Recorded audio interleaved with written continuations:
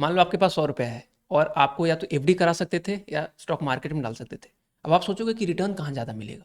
Stock market में आपको पता चल गया कि यहाँ भी 7% मिलना है, तो आप आंख मूंद कर एफडी में डाल दोगे। क्यों रिस्क लें स्टॉक मार्केट में? सेम कहानी हो रहा है एफआईए के साथ इंडिया को लेके, कि रिस्क रिटर्न जो अपील था, जो अट्रैक्टिवनेस थी इंडियन मार्केट का, वो इक्वल हो गया यूएस बॉन्ड का जो रिटर्न है। 10 ईयर का रिटर्न क्या है? 10%। यानी हमारा मार्केट 10% ऑन एवरेज रिटर्न देता है और यूएस बॉन्ड कितना दे रहा है इस टाइम पे? 4.5। तो आप बोलोगे ये कैसे?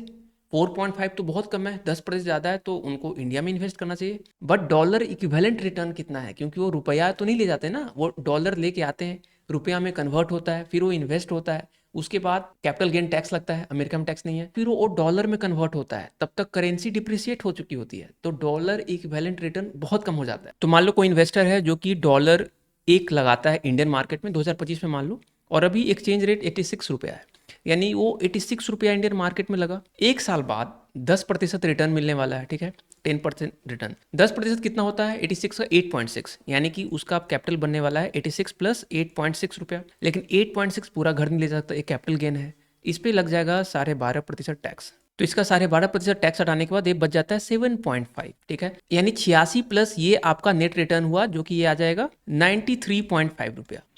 यानी कि आप 86 रुपया लगाए थे और अभी आपके पास 93.5 है। लेकिन अब इसको कन्वर्ट करो डॉलर में, तो डॉलर अब कन्वर्ट करने का रेट कम हो जाएगा, क्योंकि पहले क्या था? 86 रुपया था, अब ये 4% से डिप्रिसिएट कर गया। यानी कि अब इसकी वैल्यू क्या रह गई? 86 इंटू 1.04, यानी अब इसकी वैल्यू हो गई 89.44, ठीक है, 89.44।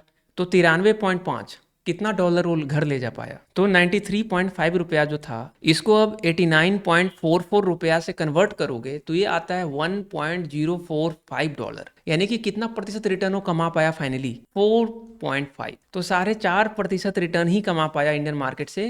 उतना तो यूएस बॉन्ड खुद दे रहा है, रिस्क फ्री, वर्ल्ड का सबसे सेफेस्ट बॉन्ड, जहाँ पे आप पैसा लगा सकते हो। Now you must have understood कि why they are not interested in investing in Indian market and pulling all the money out. Bye bye, take care, Jain guys.